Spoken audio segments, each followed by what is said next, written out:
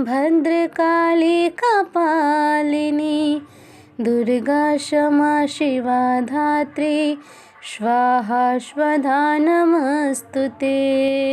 जय माता दी दोस्तों, आप सभी लोगों का स्वागत है हमारे YouTube चैनल में।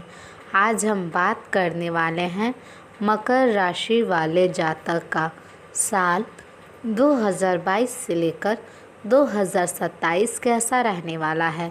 मेरे प्रिय दर्शक, हम आपको बताएंगे कि आपके आने वाले 5 साल में आपका सेहत कैसा रहेगा, आपका प्रेम संबंध कैसा रहेगा, आपका कैरियर कैसा रहेगा, आपको धन का लाभ होगा या धन की हानि।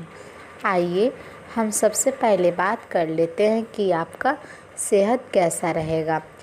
आपको स्वास्थ्य संबंधी छोटी मोटी दिक्कतें हो सकती हैं जिनसे आपका स्वास्थ्य आंशिक रूप से प्रभावित होगा, लेकिन इससे आपको ज़्यादा परेशानी नहीं होनी चाहिए। आपको ठंड की समस्या हो सकती है, खांसी की भी समस्या हो सकती है। माचिस जलाते हुए आप सावधान रहें, क्योंकि आपको आग से दुर्घटना होने की भी संभावना बनी हुई है। थोड़े से सावधान रहने से आप खुद को परेशानियों से बचा सकते हैं। ऐसी स्थितियाँ आ सकती हैं जो आपको बिना सोचे काम करने के लिए उकसा सकता है। यह सही समय है जब आपको सब कुछ अपने नियंत्रण में रखकर युद्ध स्तर पर काम करना है। अपने बच्चों या छोटे बहन भाइयों के लिए सुरक्षात्मक रवैया अपनाएं। आप बहुत अच्छी तरह से सामाजिक गतिविधियों में शामिल होंगे और यहाँ आपका बहुत अच्छा स्वागत भी होगा। आपकी परेशानी कहीं से कम होने का नाम ही नहीं ले रही है। साल आपके लिए स्वास्थ्य की दृष्टि से हल्का रहने वाला है। शरीर में ताजगी का अभाव रहेगा। हर समय थकान या किसी अन्य प्रकार की परेशानी का अनुभव भी आपको होता रहेगा।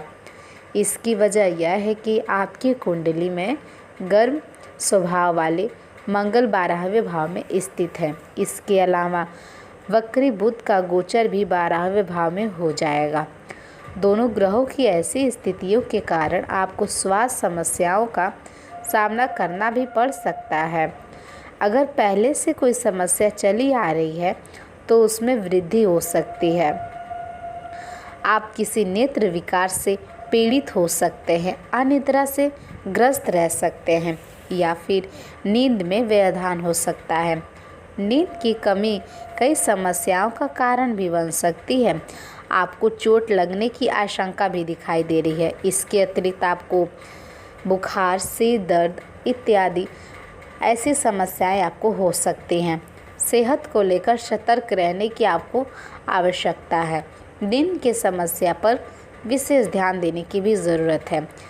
दोस्तों, ग्रह गोचर का बदलता हुआ स्वरूप इस बात का इशारा कर रहा है कि आपका समय घटना से भरा रहने वाला है। दोस्तों, आगे बढ़ने से पहले हमें आपसे विनम्र निवेदन है, अगर ये वीडियो आप लोग को सही लगे, आपके जीवन से मिले, तो प्लीज़ आप हमारे वीडियो को लाइक कर दें और जिन लोगों ने हमें सब्सक्राइब नहीं किया है वो लोग हमें सब्सक्राइब करके बेल आइकन का बटन दबा दें। मेरे प्रिय दोस्तों, आपका एक लाइक और सब्सक्राइब हमें अगला वीडियो बनाने के लिए बहुत सा उत्साह प्रदान करता है। हमें उम्मीद है कि आप लोग हमें सपोर्ट करते चलेंगे। तो चलिए अब हम बात कर लेते हैं कि आपका लव लाइफ और पारिवारिक संबंध कैसा रहेगा। आपके स्वभाव में गुस्सा देखने को मिलेगा और यह गुस्सा निश्चित रूप से रिश्तों में समस्या पैदा कर सकता है। अपने स्वभाव पर नियंत्रण रखने की कोशिश करें। विवाहित जातकों के लिए शुरुआत बहुत अच्छी रहेगी, लेकिन ये भी ध्यान देने योग्य बात है कि मंगल की दृष्टि सप्तम भाव पर है। मंगल गर्म ग्रह है और उनकी यह स्थिति जीवन साथी के स्वभाव को उग्र बनाएगी, जिससे पति पत्नी के रिश्तों में तनाव भी आएगा और यह तनाव पारिवारिक वाद विवाद को जन्म भी देगा। व्यर्थ के विवादों से बचने की कोशिश करें। आप जीवन साथी अगर गुस्से में हो तो अपने व्यवहार से उसे और क्रोधित होने का अवसर न दें। धैर्य से काम लें। स्थितियों को और नहीं बिगड़ने देने का यही एक मात्र उपाय है आपके लिए। आपके मुश्किल समय में आपकी प्रिय ने आपका काफ़ी साथ दिया है और आपको प्रेरणा भी दी है और आपको आगे बढ़ने की हिम्मत भी दी है और आप इसके लिए उनका बहुत ज़्यादा सम्मान भी करते हैं। लेकिन किसी विशेष परिस्थितियों की वजह से आप दोनों के बीच गलतफहमी आ गई है और दूरी की खाई बढ़ती ही जा रही है। स्थिति को बिल्कुल ख़राब होने से पहले आप इसे संभाल लें। आप और आपका पार्टनर एक साथ मूव इन के बारे में सोच सकते हैं। एक बहुत अच्छे घर में रहने की आपकी योजना में आपके पार्टनर बहुत अच्छे से आपकी सहायता भी कर सकते हैं। हालांकि मूड बदलने और खुश मिजाज बनाने के लिए, रूटीन में बदलाव के लिए आप किसी खूबसूरत जगह पर छुट्टी मनाने या किसी रोमांचक यात्रा पे भी जा सकते हैं। आइए अब हम बात कर लेते हैं कि आपको धन का लाभ होगा या धन की हानि। साल अपने व्यावसायिक और वित्तीय गतिविधियों में बदलाव लाने का है, इसलिए अगर कुछ इस तरह की आपकी योजना है तो अपने आप को तनाव मुक्त रखें। आप अपना दृष्टिकोण प्रभावी ढंग से शीर्ष प्रबंधकों के समक्ष रख पाने में समर्थ होंगे। यह अपने नियोक्ता से अपनी आय को बढ़ाने का उपयुक्त मौका है आपके लिए। आपका व्यवहार याद रखने योग्य होगा। अपने लाभ के लिए इसका प्रयोग करें। लोगों से मिलें, उनसे सकारात्मक बातचीत करें। एक सकारात्मक शरीर की परिभाषा बनाए रखें। यहाँ से एक नया अवसर आपको मिल सकता है या एक नई परियोजना शुरू करने के लिए अच्छा सप्ताह है। अपने संगठन कौशल को याद रखें और अपने आप को व्यवस्थित भी रखें। अंत में एक अप्रत्याशित लाभ की संभावना भी है। आइए दोस्तों, अब हम बात कर लेते हैं कि आपके लिए मेरा आज का शुभ विचार क्या है।